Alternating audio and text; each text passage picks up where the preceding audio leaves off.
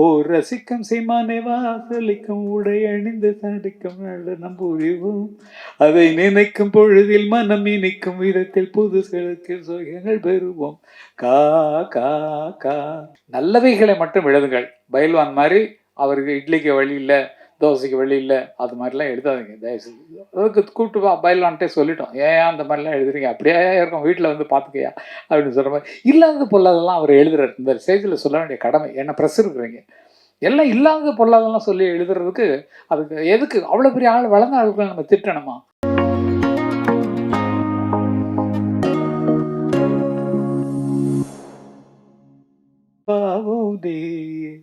அன்புடனே ஆதரிக்கும் தெய்வமும் நீயே என பாட்டா இருக்கட்டும். நிறைய பாடல். ஓ ரசிக்கும் சீமானே வாசலிக்கும் உடை அணிந்து தடிக்கும் நம் புரிவோம் அதை நினைக்கும் பொழுதில் மனம் இனிக்கும் விதத்தில் புது செலுத்தில் சுகங்கள் பெறுவோம். கா கா கா இத்தனை எந்தவித பிரதிபலம் இல்லாமல் அவர் வந்து நமக்குள்ளே இருக்க எண்ணங்களை பாடல் மூலமாக, திரைப்படங்கள் மூலமாக, ஏஐ மூலமாக நடிகர்களை நடிக்க வைத்து அதுக்கு ஒரு ஸ்கிரிப்ட் எழுதி பண்ணார். ஆனால் ஒரே ஒரு பாட்டு நான் பாடினதுக்கு மட்டும் ஆர்டிஸ்டே போடாமல் என்னுடைய போர் முகத்தையும் நீங்கள் காட்டிட்டீங்க. அதுக்கு ஒரு சிவாஜி படம் அம்மாவை பற்றி பாடினது, எம்ஜிஆர் பாடினது, அது எல்லாம் அம்மாவை பற்றி அம்மா என்று அழைக்காத ரஜினி பாடினது, நானாக நான் இல்லை தாயே கமல் பாடின ஷார்ட்ஸ் எல்லாம் போட்டிருந்தீங்கன்னா கூட நல்லா இருந்திருக்கும். ஏதோ என் முகத்தை பார்க்குறதுக்கு ரொம்ப நேரம் இதாக இருந்தது. நிஜமாவே இந்த சந்தர்ப்பம் வந்து எல்லாருக்கும் எல்லாம் நல்லவர்களை தேடி தேடி போடுறாரு. நல்ல மியூசிஷியன் எங்கே இருக்காங்க அப்படிங்க, சதாவா ஆயோ சதா மாஸ்டர் கொடுக்கலாம் அப்படின்னு சொல்லி சதா கொடுக்குறது. கண்ணன் அவர்களாலும் இதெல்லாம் நடந்தது. ஆகவே கண்ணனுக்கு வந்து நன்றி சொல்லணும். நாங்கள்லாம் ஒன்றா தான் இருக்கோம், ஒரே குடும்பமாக தான் இருக்கோம். நாங்கள்லாம் ரொம்ப சந்தோஷமான விஷயம் அவர் வந்ததும் சரி, கிளாடி அவர்கள் அத்தனை பேரையும் உற்சாகப்படுத்தியும் சரி, இந்த இவங்கெல்லாம் தவசிலே அவர்களாம் வந்திருக்காங்கன்னு சொன்னால் அவங்களாம் வளர்வதற்கான ஒரு சந்தர்ப்பத்தை உலகம் முழுக்க, நம்ம வந்து தமிழ்நாட்டில் மட்டும் இல்லை, அவர் வந்து அங்கேருந்து எல்லா கண்ட்ரிக்கு யூஎஸ் எல்லா இடத்துக்கும் அனுப்புகிறார் என்றாலும் அது இந்தியாவுக்கும் வந்து சேருது. உலக ரீதியாக நான் என்னுடைய எண்ணங்கள் வெளியே போய் சேரணுன்றதுக்காக அவர் பாடுபட்டு கொண்டிருக்கிறார். அப்படின்றால் வெகு விரைவிலே எதிர்பார்க்கலாம் அவர் ஒரு திரைப்படம் எடுப்பார் அப்படிங்கிறது நிச்சயமான ஒன்று, கண்டிப்பான ஒன்று. அவருடைய முயற்சி, ஆரம்ப முயற்சிகள் தான் இது. அவரும் இசையமைப்பாளர், அவரும் இசையமைக்க தெரியும், பாட தெரியும், டெர்ம்ஸ் வாசிக்க தெரியும், எல்லாம் தனியாக வீட்டிலே ஒரு ஸ்டுடியோ வச்சிருக்கிறார். என்னுடைய இந்த வருஷம் வந்து அண்ணனுக்கு வந்து 50ஆவது வருஷம். அன்னக்கிளி வெளியாகி 76 வெளியாச்சு. அண்ணனுக்கு 50ஆவது வருஷம். நான் 77ஆம் வருஷம் தான் செந்தூர புகைங்கிற பாட்டு எழுதுனேன். அதனால் அடுத்த வருஷம் எனக்கு வந்து 50ஆவது வருஷம் திரைப்பட உலகத்தில். அதை வந்து நான் வந்து டென்மார்க்கில் கொண்டாடணும், நீங்கள் வரணும், கண்ணனோட சேர்ந்து எல்லாம் சேர்ந்து வரணும்னு.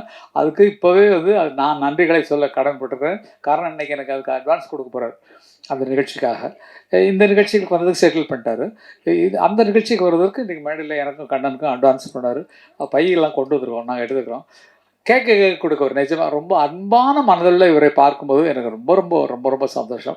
அதே போல் சதாவை பற்றி முன்னாலே நான் சொன்னேன், எந்த பரம்பரையில் வந்திருக்கிறார் அப்படிங்கிறத பற்றி. மிகச்சிறந்த கிட்டாரிஸ்ட். எனக்கு ஒரே ஒரு சமாச்சாரம் எனக்கு சம்மந்தப்பட்டதை நான் சொல்கிறேன். எனக்கு சுமாராக கிட்டார் வாசிக்கிறேன். நாங்களாம் ஒரே மாஸ்டர் தான் படித்தோம், ஜி தன்ராஜ் மாஸ்டர்கிட்ட. இளையராஜானா நான் சதா எல்லாமே. இவர் நல்ல பிஸியான ஒரு கிட்டாரிஸ்ட். அந்த டைமில் வந்து தேவராஜ் மாஸ்டர், தட்சிணாமூர்த்தி சுவாமிகள், அர்ஜுன் மாஸ்டர், அதே மாதிரி தெலுங்கில் வந்து ராஜன் நாகேந்திரா, ஜிகே வெங்கடேஷ், எல்லார்ட்டையுமே கிட்டாரிஸ்டில் தான் சதா தான் கூடுவாங்க, போடுவார். இத்தனை ரெக்கார்டிங் இருக்கும்போது நாங்கள் சினிமாவில் மியூசிக் டைரக்டர் ஆகிறதுக்கு முன்னால் அவருக்கு ஒரு நாளைக்கு 2 ரெக்கார்டிங் வச்சுன்னா, அமர் கொஞ்சம் நீங்கள் போயிட்டு வந்தீங்களா, நான் ஒரு ரெக்கார்டிங் கொடுத்துட்டேன், நீங்கள் கொஞ்சம் சப்ஸ்டியூட்டாக போயிட்டு வாங்க பாரு.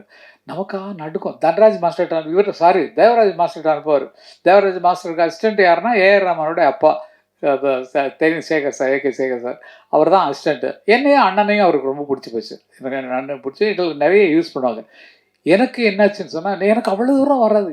கார்டு நான் வாசிடுவேன். கார்டுனா எத்தனை கார்டு கொடுத்தாலும் நீங்கள் கேட்குற அண்ணனுடைய ஒரு 150 படங்கள் 200 படங்களுக்கு ஒரு பக்கத்தில் கிட்டார் வாசம் தான். பச்சான பார்த்தீங்களுக்கு சக்க வரமே அதெல்லாம் தான். பருவமே புதிய பாடல், எந்த பாட்டு எடுத்தாலும் ரிதம் கிட்டாரில் நம்ம தான் அங்கே பெஸ்ட்டு. எனக்கு வந்து பெரிய பேர் என்ன சொன்னால், நான் என்னை பற்றியே புகழணும், வேறு வழி இல்லைங்க. வேறு யாரும் தெரிஞ்சவங்க சொல்லுவாங்கலாம், சொல்ல மாட்டாங்க, நானே சொல்கிறேன். பிலிப்ஸ் அப்படிங்கிறது தான் இந்த திரைப்பட உலகத்தில் பெஸ்ட்டு கிட்டார் பிளேயர். அவரை நம்பி தான் எம்எஸ் சுவான் பாடல்கள்லாம் அது பேக்ரவுண்ட்லாம் அவர் தான் வாசிக்கிறார். அப்படிப்பட்டவரோட ஒரே மைக்கில் வாசிக்கும் போது எனக்கு அவர் சொன்ன வார்த்தை, எப்பா நான் பார்த்ததுலேயே பெஸ்ட்டு ரிதம் கிட்டார் பிளேயர் நீ தான்ப்பா அப்படின்னு சொன்னது எனக்கு அவ்வளோ பெரிய பெருமை. ஏன்னா நிஜமாக எனக்கே தெரியும் அண்ணனுடைய பாடல்கள் சேஞ்ச் ஆவதற்கு நான் அவர் கம்போஸ் பண்ணும்போது நான் ரிதம் எப்படி இருக்கணுன்றத ஸ்டைலை வாசிச்சு பார்ப்பேன். அதில் டெவலப் ஆகும். நான் இது வந்து இதுக்காக சொல்ல, அது ஒரு ஐடியாவை கொடுக்கும் அவங்களுக்கு. அந்த இன்னைக்கு வரைக்கும் அந்த கிட்டார் பாடல்கள் நான் வாசித்த பாடலாம் கேட்டிங்கன்னா ரிதமிக்காக இருக்கக்கூடிய அத்தனை பாடல்களையுமே என்னுடைய ஒலியை நீங்கள் கேட்டுக்கலாம்.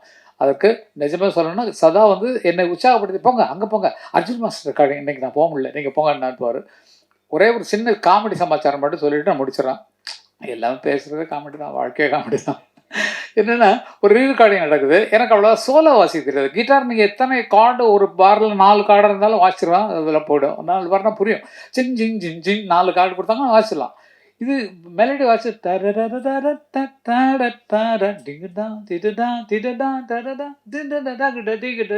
வாசிக்கணும். ஒரு சீனு அப்போ எல்லாம் மியூசிஷியன் எப்படின்னா காலைல 7 மணிக்கு வந்தாங்கன்னா 1 மணி வரைக்கும் ஒரு கால் ஷீட்டு, 2 மணிக்கு வந்தாங்கன்னா 9 மணி வரைக்கும் ஒரு கால் ஷீட், 7 to 1 கால் ஷீட்டில் ஒரு ரெக்கார்டிங் எடுக்கிறாரு. ஏவிஎம் சாரி வாகினி ஸ்டுடியோவில் ஜி தேட்டரில். அதில் தான் எங்களுக்கு அன்னக்கிளி ரெக்கார்டிங் நடந்தது. அதில் வந்து அவருன்னு தேவராஜ் மாஸ்டர்னா எல்லாம் பயப்படுவாங்க. ஏன்னா அங்கே சத்தமே இருக்காது. அண்ணன் மாதிரி தான். அண்ணா எப்படி ஸ்டுடியோவில் அமைதியாக இருக்காங்களோ அவர்கிட்டையும் அப்படி தான் இருப்பாங்க. அவர் என்ன பண்ணார், படத்தை பார்த்துட்டு ஏடா அமர் இந்த இடத்துல நீ சோலோ வாசிக்கோ அப்படின்ட்டார். சோலோன்னா நான் இஷ்டத்துக்கு நான் வாசிக்கணும். எனக்கு கொடுத்த நோட்ஸ் கொடுத்தா வாசிடுவேன். நமக்காக எல்லோரும் முன்னில் எல்லாம் 8 மணி ஆகுது. அந்த ரீலில் முடித்தா தான் கால் ஷீட் முடித்து அவங்க வீட்டுக்கு போகணும். எல்லாம் வேறு வேறு இடத்துல இருந்து மின்ட்டிலேருந்து வந்துருப்பாங்க, வாழதுலேருந்து வந்துரு தூரத்துலேருந்து. நான் வாசிக்கிறேன் சரின்ட்டு நம்ம பயம். இந்த சீன் வந்து லாஸ்ட்டில் வருது. அப்போல்லாம் கண்டினியூ பண்ணால் யாராவது தப்பு வச்சாங்கன்னா மறுபடியும் ஃபஸ்ட்லேருந்து வாசிக்கணும். ரீல் ரெக்கார்டிங்கு ஃபுல் ரீலும் 10 நிமிஷம் ஓடக்கூடிய ரீலில் மறுபடியும் முதல்ல மியூசிக் எல்லோரும் வாசிக்கணும். எனக்கா கை நடுங்குது. என்னத்தை வாசிக்க போகிறோம் அப்படிங்கிற நானும் அங்கே போய் தனியாக ப்ராக்டிஸ் பண்ணி பார்க்குறேன். எல்லாம் ரெடியா இப்படி தான் கேட்பாரு. Ready master. இன்னொன்று சரி ஓகே டேக் போகலாமா? டேக் போகலாம். சரி படம் ஓடுது. மற்றவங்களாம் கரெக்டாக வாசிக்கலாம். வயலின் போது அதான் துரு தூரு தூருன்னு அவர் வாசிச்சார். எல்லாம் முடிச்சுட்டு இது என்னோடது 9வது நிமிஷத்துல என்னோட சீன் வருது. அந்த பொண்ணு மடியில் மாடி மேலே இருக்கா இல்லையா, அவள் கீழே வந்து அந்த லெட்டரை போஸ்ட்மேன் வெளியே நிற்பான். அந்த போஸ்ட்மேன்கிட்ட வந்து லெட்டர் வாங்குற வரைக்கும் நீ சோலோ உன் இஷ்டத்துக்கு வாசிக்கோன்னு சொல்லிட்டாரு. நமக்கு ஒன்றும் தெரியாது. சரின்ட்டு எல்லாம் அவசரத்தில் இருக்காங்க. நான் வாசிக்க ஆரம்பிக்கிறேன்.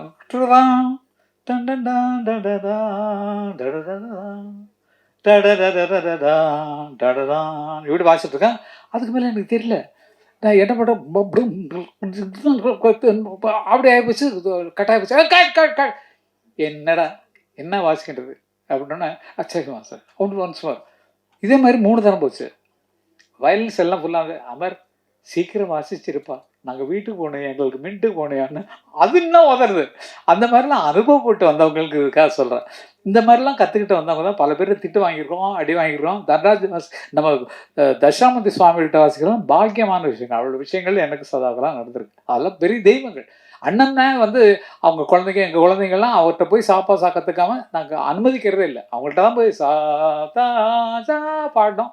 அந்த மாதிரி அப்படிப்பட்ட குருக்களோட வளர்ந்த பாக்கியமெல்லாம் எங்களுக்கு இருக்கிறது இந்த காலத்து குழந்தைகளுக்கு கிடச்சிருக்கா இல்லைன்னு தெரியல. ஏன்னா காரணம் என்னென்னா ஃபுல் சாங்கு இந்த சாங்கு கண்டினியூஸாக பாடணும்.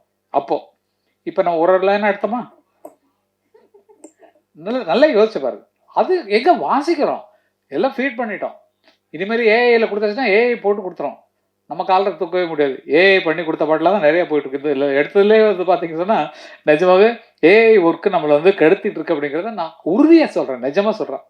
அதை நம்பி நம்ம வேலை செஞ்சோம்னு சொன்னால் பிற்காலத்தில் நமக்கு மூளை வேலை செய்யாது. ஒரு தீமை ஏஐயில் கொடுத்துட்டு நீங்கள் தரதானா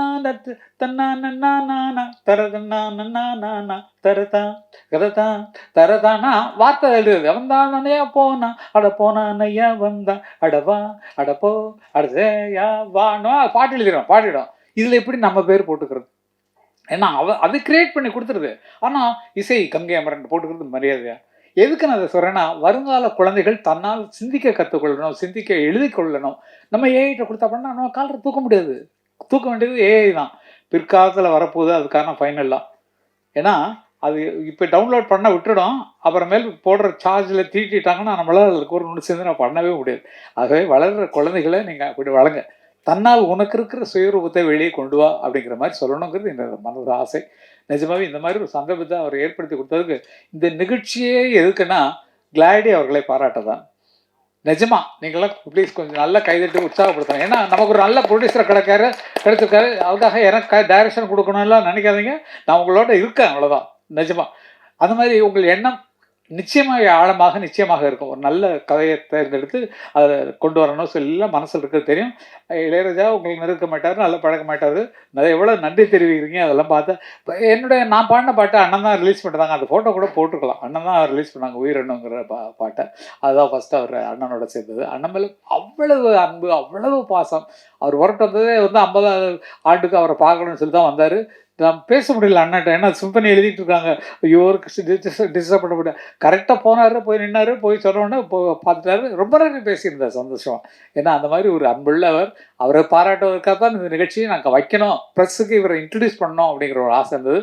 தவசீலியும் தம்பியும் இந்த பாட்டை பாடினது இன்னொரு பெரிய பெருமை.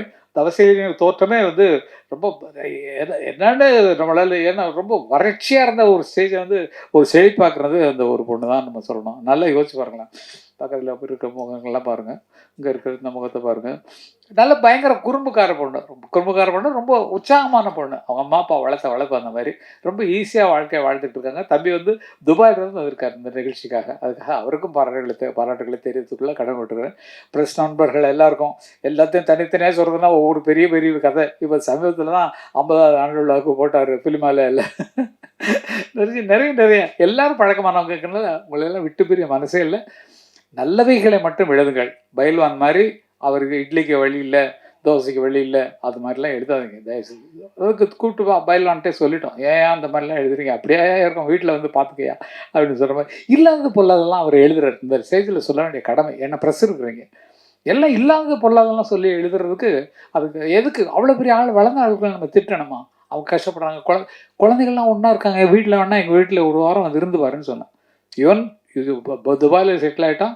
இவன் கார்த்திக் பார்த்தீங்கன்னா அவனுக்கு அங்கே தான் இருக்கான். அவங்க ஒய்ஃப் தான் அண்ணனுக்கு சமைச்சு போகிறான். இதெல்லாம் இல்லாமல் அவர் அனாதையாக இருக்கார். அப்படி போட்டு என்னத்தையோ கிரியேட் பண்ணி இளையராஜாவை எதுக்கு இறக்குறீங்க? 50 வருஷம் ஒருத்தர் ஆள் நிலையாக நின்றுருக்காரு.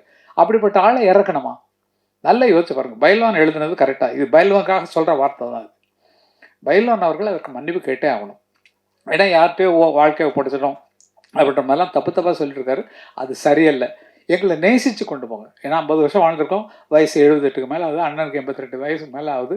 ஆகவே எங்களை காப்பாற்றுறதுக்காக வெளியே பண்ணுங்கள். நாங்கள் இது வரைக்கும் வேலை செஞ்சுட்டு இருக்கோம் ஐயா. இத்தனை வருஷமாக 70லேருந்து வாச்சிட்டு இருக்கோம். மிஷினாக இருந்தோம், இன்னைக்கு வரைக்கும் இருக்கிறோம். ஆகையால் எங்களை பற்றி குறை சொல்லணும்னா எங்களை எழுதுங்கன்னு கூட வேண்டாம்.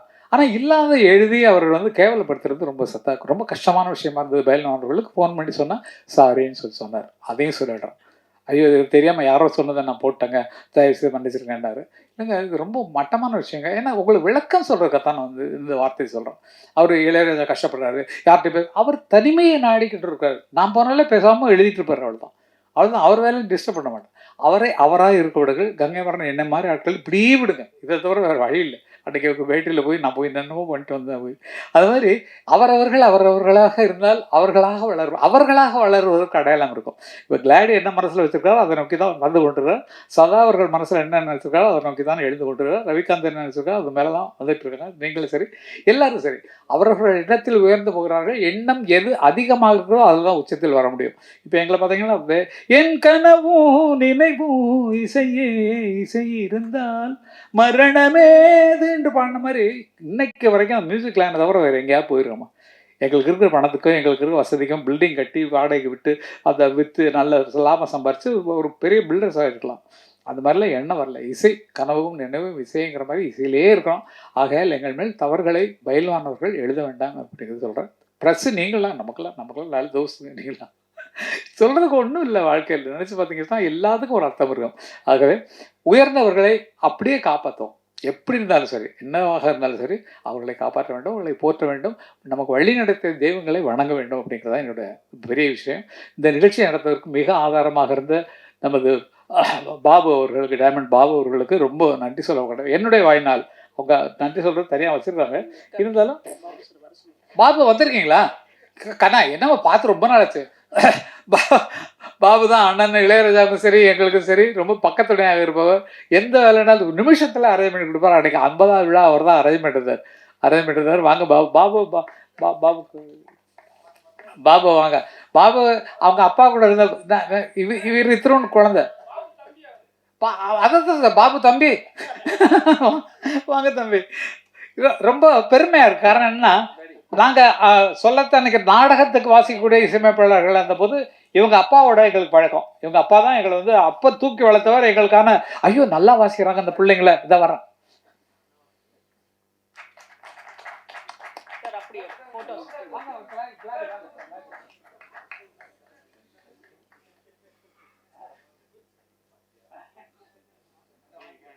நாங்கள் அந்த காலத்தில் நாடகத்தில் வாசிக்கும் போது இவங்க வந்து ராயப்பேட்டையில் இருந்தாங்க.